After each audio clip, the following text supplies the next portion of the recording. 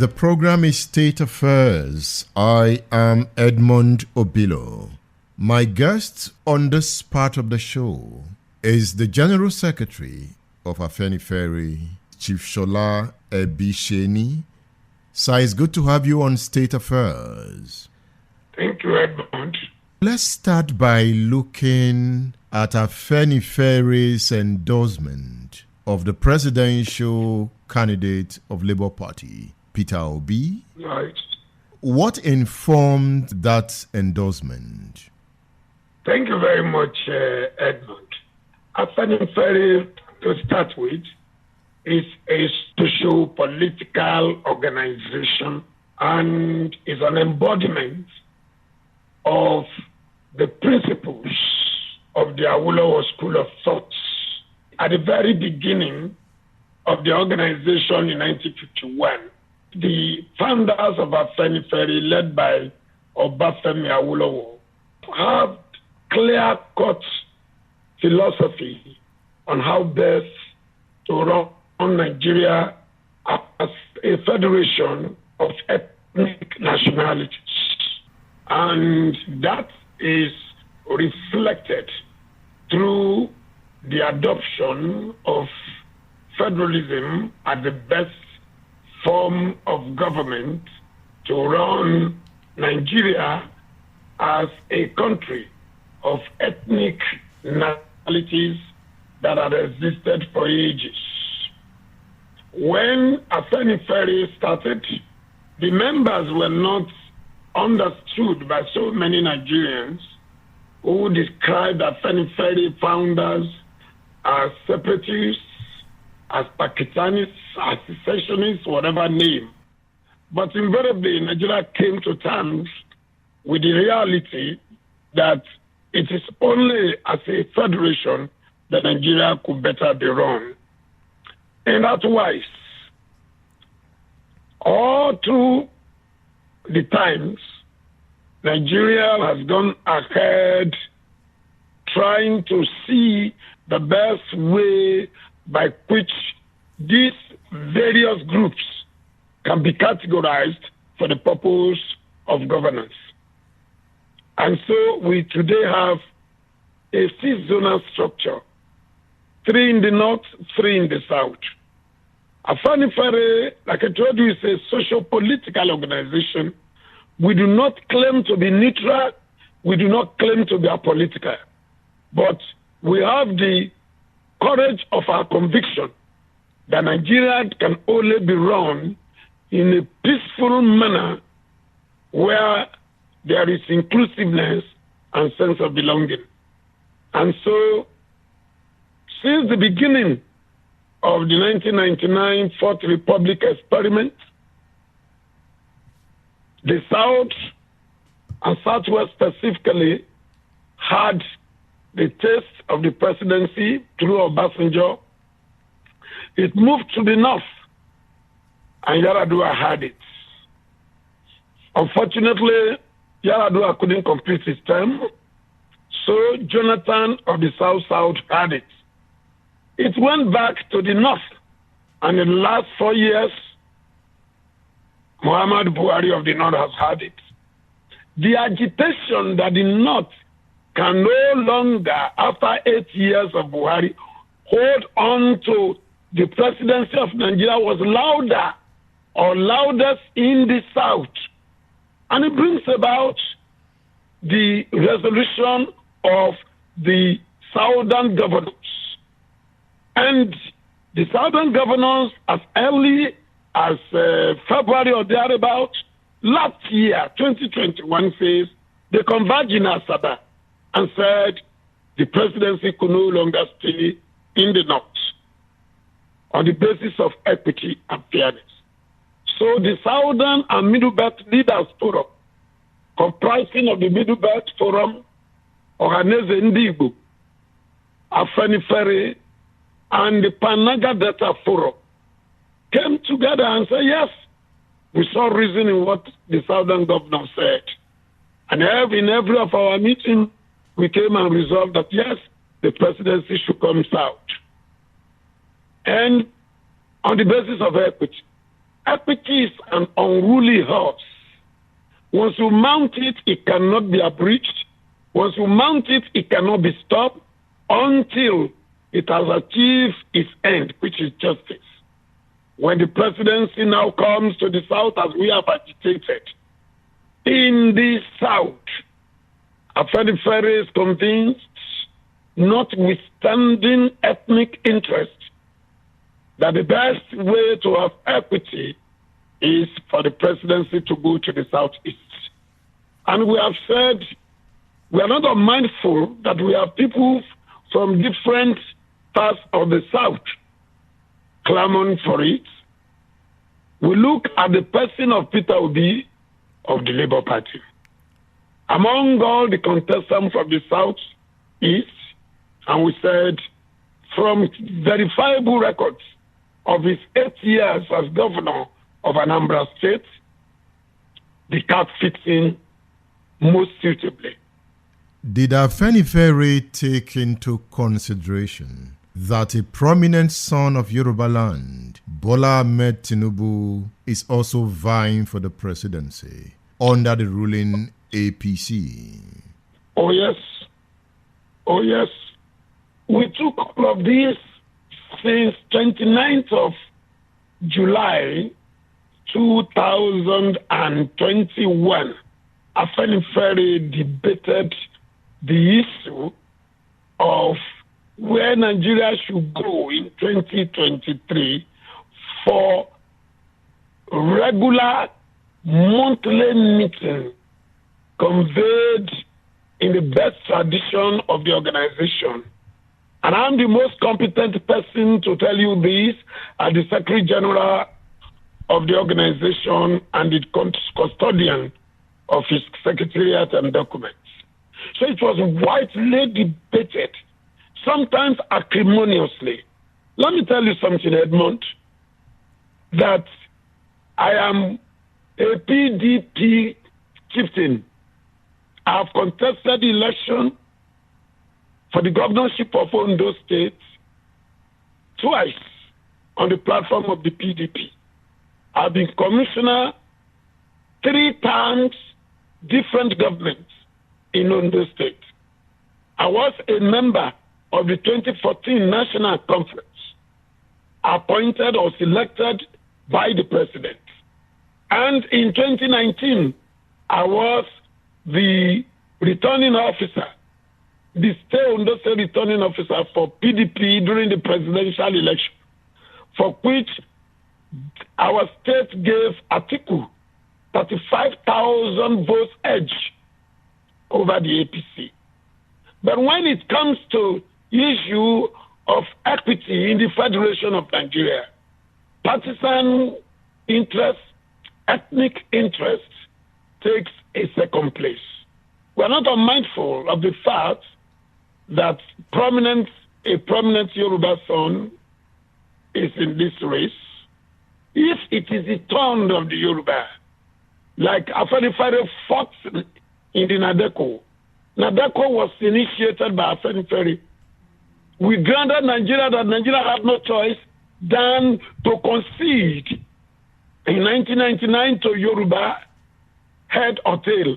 It could either have been Obasanjo or Chief Olufalaye, as it were. So it was on the same basis that we feel when it is the turn of another zone of the Federation, it will be hypocrisy on our part to say it is our turn. So it is on the basis of principle. It's not on the basis of ethnic or my son, my brother, my partisan considerations. A prominent member of Afenifere, Chief Olufalaye, has come out to say that the decision taken by Afenifere might not be the general consensus. Yes, I don't. The truth is that Chief Olufalaye is one of our leaders, and I do not have the capacity to contradict him publicly. And believe you me, it is only someone who does not know the nature of politics that will tell you that these kind of strong political decisions are taken and it is going to be unanimous. We are not telling you it's a unanimous decision, but it's a corporate decision of the organization. I have told you of my place within the PDP, but that takes second place. In the Afenifere today are former governors, former deputy governors, serving senators, members of the board of trustees of both PDP and APC, who ordinarily would defend their parties. I've given you my own personal example, but it's a matter of principles. It may not be unanimous. You cannot but have people who differ. It may not be unanimous, but it was a corporate decision validly taken by the Afenifere. Chief Ebiseni, I have spoken to some APC members about the position of Afenifere, and they would ask me, which Afenifere? Is there more than one Afenifere? I am not surprised. In Nigeria, Afenifere, without being modest, is a foremost socio-political organization. At the time, we stood for MKO Abiola. If you know the history of Nigeria very well, people will tell you that, MKO Abiola was one of those who criticized Obafemi Awolowo, the founder of Afenifere. And they thought that Afenifere should not have anything to do with MKO Abiola. But on the principle that we supported him in the SDP, and he won an election, Afenifere put the lives of its members on the line to defend it. When Jonathan did convoke the 2014 National Conference, and the resolutions therefore were in tune with Afenifere's philosophy of restructuring. Afenifere stuck its neck out for it. So those who ask you which Afenifere should be able to tell you the other Afeniferes that they know. There are people who do caricature of Afenifere. The other time, we were somewhere when someone was talking of Afenifere Tiwantiwa. When they, you see, if Afenifere becomes such a big issue, if Afenifere has no role to play, if Afenifere is irrelevant, nobody will ask you. But there is only one Afenifere in Nigeria. If anybody were to summon, if you ask people who vote in Yoruba land outside of Yoruba land, they know there is only one Afenifere. Those who wish to split the Afenifere in their own imagination can very well do so. We're not bothered. Having endorsed Peter Obi of Labour Party, did Afenifere set agenda for him? Very well. Afenifere was not alone in the Peter Obi endorsement. But because I am Secretary General of Afenifere, I do not want to speak for other organizations. But I know, as we endorse him and proclaim him through a press conference, I know that the Middle Belt Forum did so on the 28th of September, converging on the Jos Stadium in Plateau State to proclaim him. And on that basis, before we came to that level, the central issue in the Nigeria Federation today is the restructuring of the polity. We put the agenda before him. He has his own view of it, and it's thoroughly debated. But it is not for me to begin to give you the nitty-gritty of the content of that engagement. Apart from that, we subjected him to intellectual scrutiny and discovered that he has at the tip of his fingers the necessary facts and statistics of the issues bothering Nigeria politically, economically, in terms of security, and what have you. It's very alert, it's very agile, it's more than any other thing loved by the generation that is most important to the Nigerian project, the youth, for which future we, Afenifere, is in politics. We did, and we are convinced that it has all it takes to take Nigeria to the next level. So does this mean that Afenifere will be setting in motion all its structures in the Southwest to mobilize voters for Peter Obi? Afenifere is not setting up a different structure from the structure Peter Obi himself has put in place, and the two structures are currently being harmonized.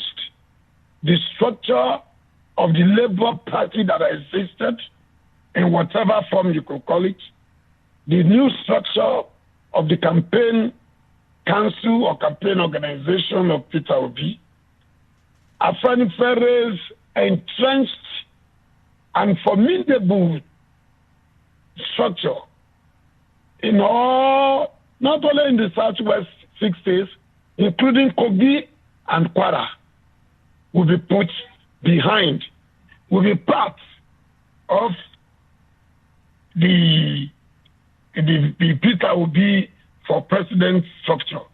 Our hands are on the plow and we're not looking back.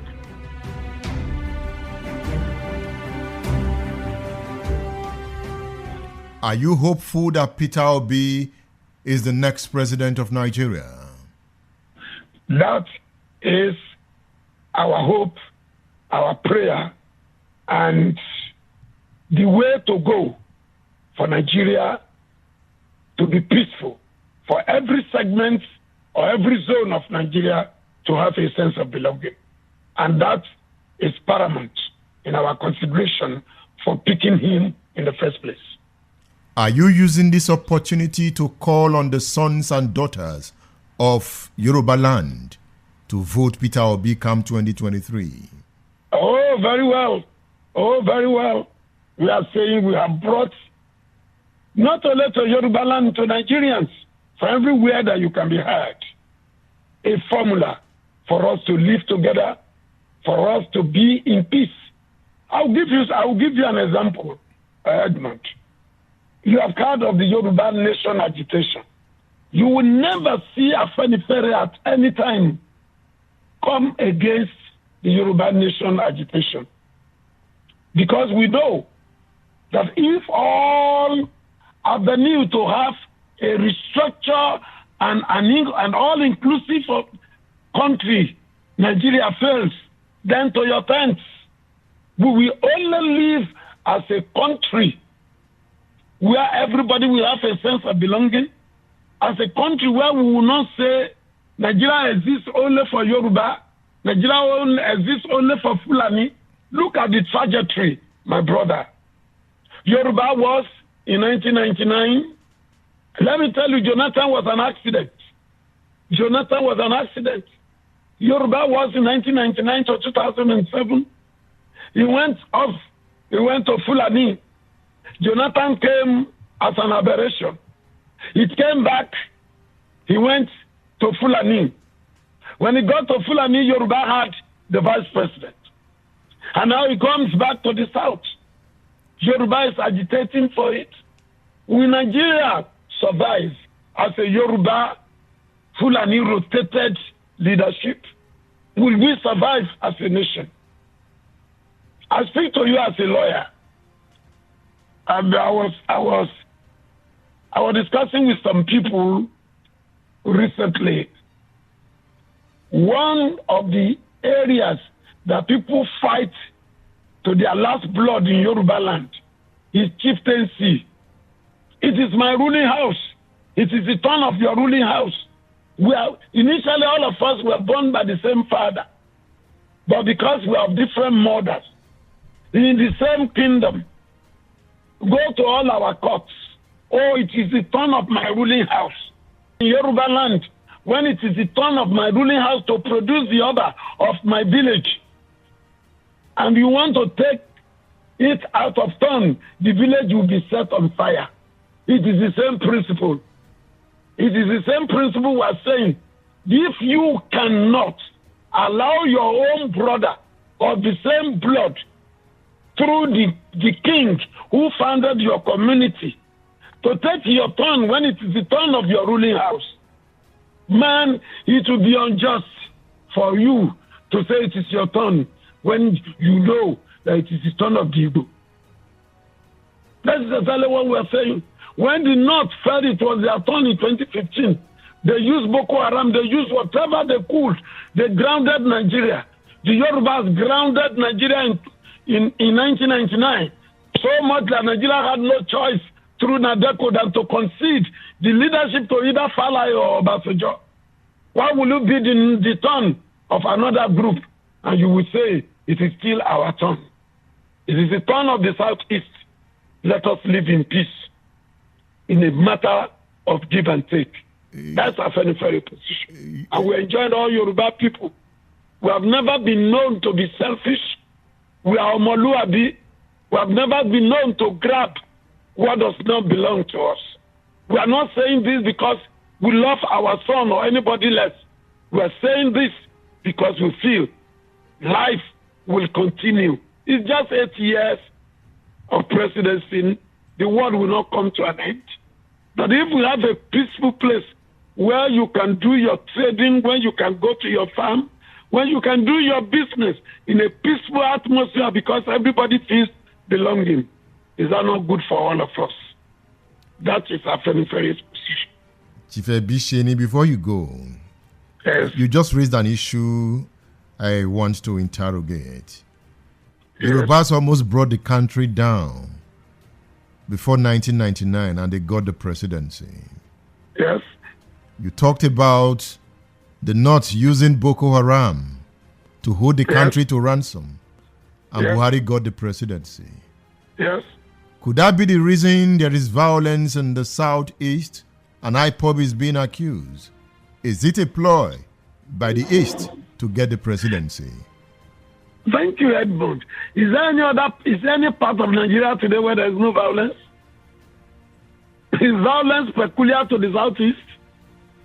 It's the same lack of equity. There's violence everywhere, so it's not peculiar to the Southeast.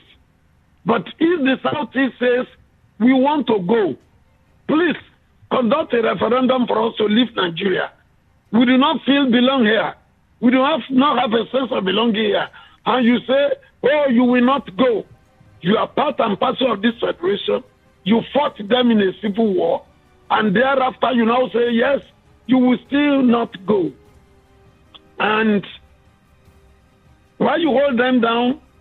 Do you want to hold them down as slaves so that they will not be entitled to what every other person is entitled to? And you say, and you think they will take it with their number, with their humanity? It is not done. For instance, the current generation of Nigeria, a wicked generation. I'll give you one example before you two leave me. The Civil War ended in 1970. By 1979, 9 years immediately after the Civil War, the Igbo produced the Vice President of Nigeria in Alex Ekweme.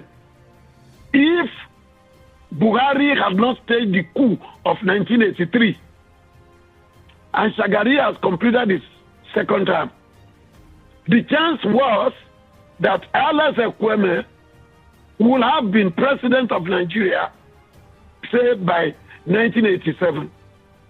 That generation that saw war. For instance, I was just getting into primary school when the war broke out in 1967. The generation that saw war immediately saw the reason to allow Igbo to become number 2 in Nigeria in 1979. The new generation today, the war ended for almost 52 years ago.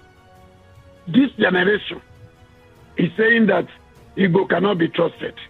Igbo cannot be trusted with power. Igbo cannot be allowed to rule. Igbo is selfish. Igbo does not allow any other person to trade in Alaba. Igbo does not allow any other person to trade in Ladipo. Igbo dominate economy. Igbo say they are the one who has Lagos. Igbo, can you imagine? Can you imagine how we degenerate as a people?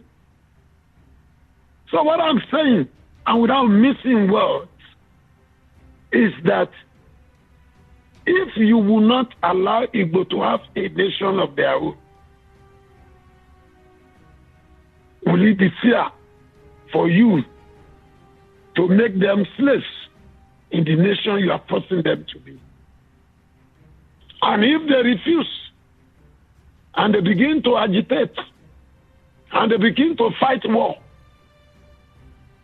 will you blame them for it? And as you recall, the Yoruba grounded Nigeria until 1999, where Nigeria conceded to them. Boko Haram was everywhere in 2015. The president of Nigeria was even nominated by Boko Haram to be their negotiator. Were you not in this country? And the entire country conspired against Jonathan not to have his own legitimate second term then, because all of us felt it was the turn of the North. Why is it not the turn of the Southeast? I'm not agitating for violence or advocating for violence, rather. All I am saying is that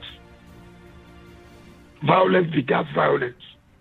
And violence is not only when you take up arms. Violence it is when you tell a human being that is not human. There's no violence that is more than that. The Court of Appeal today discharged and acquitted Nnamdi Kanu, the leader of IPOB. As a lawyer, what do you think about that judgment? Well, like we said about Sunday Igbo and Nnamdi Kanu, we are convinced from the word go, and speaking as a lawyer, that the charges brought against Nnamdi Kanu were frivolous and they were not sustainable. So we are not surprised that the Court of Appeal saw through it. This government has a culture of not respecting court judgment. Let's see where we go from here.